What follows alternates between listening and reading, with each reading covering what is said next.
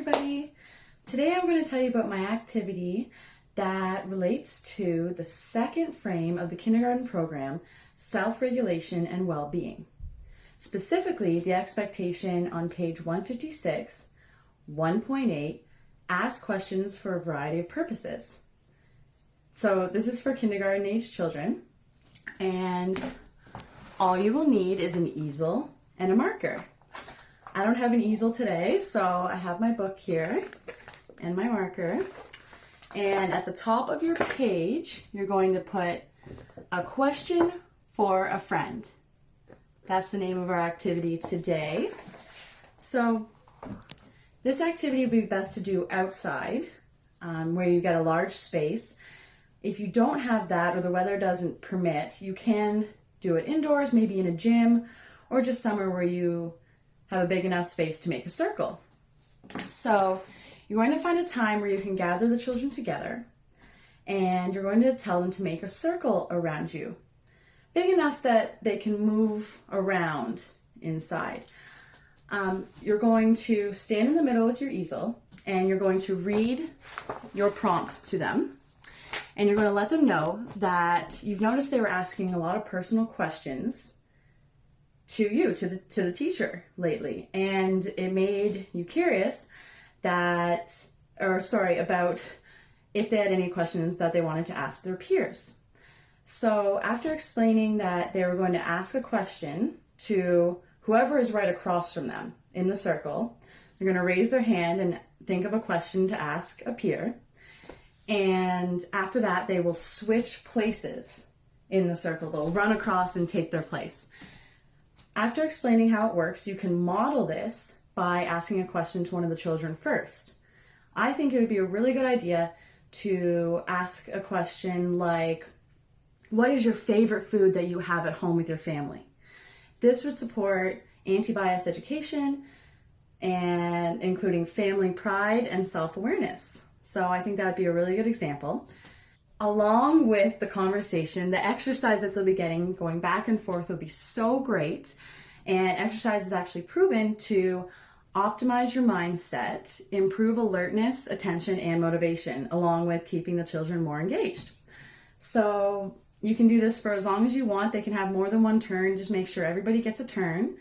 And when the activity ends, you can post this list of questions and answers somewhere in the classroom for the children to reflect, and set a time aside in the future to sit down with them and reflect on these questions and answers and discuss them with them.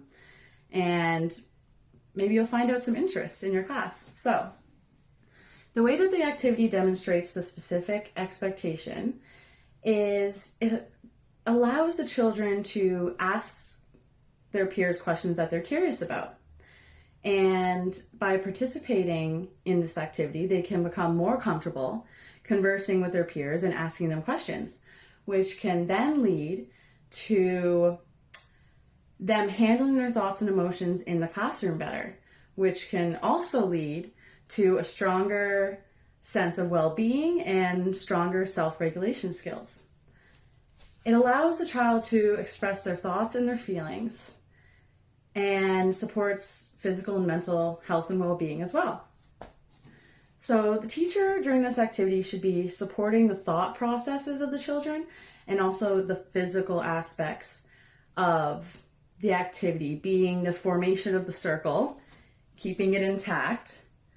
Also, the teacher should always be making eye contact to all their children, moving around, showing the list as you're going, and making sure also with the running back and forth, they're going to navigate around you, and it'll be a lot of fun. So the teacher would take the children to the outside space or the indoor space, whatever's available, as long as you have enough space. And once they're gathered together and you introduce the activity, the teacher should implement some developmentally appropriate teaching strategies. So the teacher should give some directions on how the activity is going to go, and also model what the expectations are for the activity, as I stated before, in asking a question to show them what they can do. Once it begins, some children might have a hard time thinking of a question or coming up with an answer. And the teacher should really encourage them to be persistent and give them time to really try to think of something, encourage them to keep trying. And if they really can't come up with something, then maybe you could look at another peer and ask one of the other children if they could help out this child who's having a little bit of trouble. If they still can't think of something, then the teacher should step in and offer them some help or assistance. If there are children in the classroom that their development doesn't allow them to participate fully in this activity, the teacher should encourage them to still physically participate if they're able. And I think it's a really nice idea that other children can still ask them questions even if they can't answer. Then the teacher could still write those questions down, and as a class, the children together can try to find a way, how can we find this answer? How can we find the answer to this question because our friend here can't exactly tell us? And they could work together as a group to try to find a way to find that answer. And I think that really supports diversity and teaches children how to respect others.